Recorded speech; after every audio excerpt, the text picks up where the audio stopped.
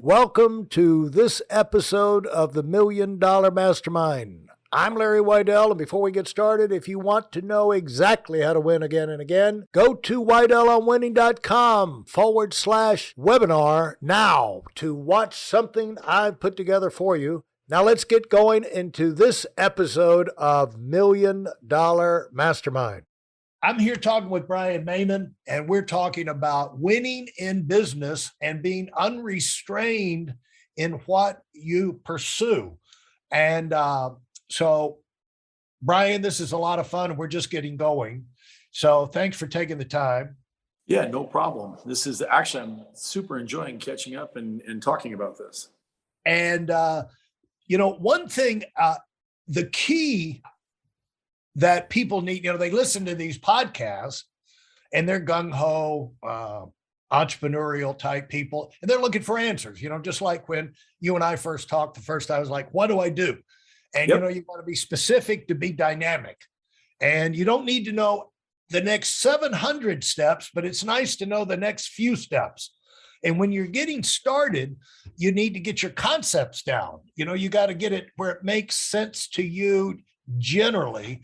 And one thing that you need to understand, you can win at anything by working hard. You're going to beat most people by working hard, because most people, even if they look like they're working hard, they ain't working hard. They know how to put a show on maybe, but they're not going to work hard. And then if you'll take the second step of having a rhyme and a reason and a system that works, and you'll put yourself in a rhythm of doing those things over and over and over. And basically the way you find that is see who's winning in that arena and copy them, to get your wheels moving in the right direction. And so if you're going to beat most people just by working hard, and then you're going to beat another 40% by having some kind of system. And that don't worry about it being perfect from the beginning. It will get better the more you use it, and you'll get better at using it. But get going, make a step. You're not going to be a graceful runner the first time you run. Look at babies, And so the thing is that you got to have the concept right, but you got to say, whatever I do, I'm going to do it with all my might. That's what the Bible says. Whatever your hand finds to do it with all your might. And when you do that, we talked in the first episode about Brian. The thing that's always thinking about him is if he got one idea in his mind, he would do it 1,000 times, And so you really did that right. Somehow you had that in your thinking from the beginning, way before we even met. I mean, that was ingrained in you. And the first business you found for yourself that I know of is that butcher business. Yes, sir. And your father, how's your dad? I met your dad, and he was a great guy, and I believe he was Larry too, wasn't he? Yep, yeah, that's right. Same name. And and so, what did you feel like when you started your business? What was your main? I know when I started my business, one thought I had in my mind was like, if I fail, I fail. It was like in the Bible, Esther, if I perish, I perish, but if I had, even when I moved to North Carolina, on my expansion, I said, if I fail, I'm not going to fail with a whimper. I'm going to fail, and it's going to be a belly flop heard around the world. Everybody will know that Weidel failed. Because I'm going to make such an effort, and it's going to be such a splat that is going to get everybody's attention, because I'm going for it, And right. Somehow you had that type spirit in you right from the beginning. So where do you think that came from, and how did that impact you when you started in your progress, overcoming problems? Yeah, it's a really good question. I think that my mother would tell you, since I've been a little boy, I always had a little ledger, and I always wanted to do something in business, and I had all these ideas. And so I think God gave me an entrepreneurial spirit. And my mom and dad ran their own business. My mom was, and you met my mom and my dad and my brothers. So you know my whole family. And I just always had that appetite to see if I could, to win. I remember you telling a story that early when you moved to North Carolina, you ran you ran training, you ran sales appointments, and you ran an event, and you literally fell down on the bed face first with your suit on, and you woke up 8 hours later with your suit on. You never even Right. moved a muscle. You remember Right. telling that story? Oh yeah. Oh yeah. Yeah, I yeah. remember that very well. Hey, listen, there's a lot of information online, but there aren't a lot of people who've actually done something. In my case, I've actually built a successful business that's accrued over $5 billion in assets under management and has done well even during trying times. Now, if you want to know exactly how I've done this, go to whiteelemwinning.com/webinar now. I've compressed a decade of learning into 5 short weeks just for those of you who want to give yourself an incredible advantage and are tired of waiting and watching others move up. So I think when you say hard work, have a system, I would say for me, it was very similar. I started that first meat business with the butcher business, and I didn't know what I was doing, but I knew I needed to get out there and tell people about it. So I went every 15 miles from the city I was in, every direction, because the railroad in the early days came through northern Wisconsin. So about every 15 miles, they could get 15 miles in the winter or in the summer building the railroad, and then they would stop, and then that would be where the next city was to gather wood for the big lumber companies. So that's how northern Wisconsin was settled. Well, what does that have to do with my success? Well, what happened was when I moved there and I said, oh man, there was no venison processing business there. And I worked for a local butcher shop that didn't do it. They made sausage, but they didn't process deer. And so I said, you know what? I'm going to start this business. And so I'd just been married, and I went out every 15 miles in every direction. There was a little town and they had a little sports shop. So I went and give them a flyer, and I printed out flyers, put them everywhere. Island City Processing was the name of the company. And Lindley, I said, we had just been married. I said, okay, I'm going to go hunting today. And if somebody by chance would bring their business to us, I left the address on this, maybe we'll have a few deer today. Well, I came home from hunting that night, and our little apartment and where I had the processing business was at the end of this street, and we turned the garage into a little processing shop. I was like, when I pulled down the street that night, Larry, I thought to myself, well, this is really weird.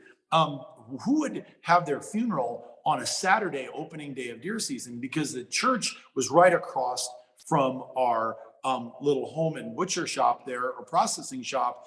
And the closer I got, I found out that they weren't having a funeral. They weren't having church service. People were parking in the church parking lot to drop their deer off. And there was over 200 deer opening day sitting there. And here was Lindley all by herself filling out cutting orders. What? And, What? Dude, yeah. what? Yes. And that was the first experience I had of going all in, Larry Waddell style, belly flop. I was either going to win or not. And so I got that look from your wife that only you get when you get that look. And because she looked at me like, you better get your in gear here. So anyway, I love my wife like I love the Lord. So I just went ahead and translated that look into I better get to work here. And so we did over 400 deer our first year. I paid for my college education. And what I found out was the hard work was exactly what I learned, that hard work could do everything. And in that first year, I paid for my college, my student loans in that first year. And Lindley and I just knew from that day that hard work was really something that we needed to do. And I loved what you said about the system. It'll change. We put a system together, and really what my thought of a system is it's opportunity for you to get organized with your actions in getting results in business. So if I could share anything, I would share that work your butt off and commit to a system, but don't be so committed that you won't be willing to change it, because as you add more work and you add more people to helping them get involved in your plan with you, that system can change, but it's just a matter of getting those efforts organized. The other thing I would say that we did for specifics for people who are listening and like you said, entrepreneurs, I studied Art Williams Larry Waddell, Mike Tuttle were three people that it was evident to me that if I studied their attitudes, I studied their approaches, and I studied their application to their efforts, then I could put them into my personality and into my business models, whatever business that was, whatever vertical I was working in. And then I could learn a lot about me by studying their attitude, their approach, and their application. So I literally scripted your attitude, your approach, your application, Art's, Larry's, or Mike's, and that helped our family and our businesses like crazy.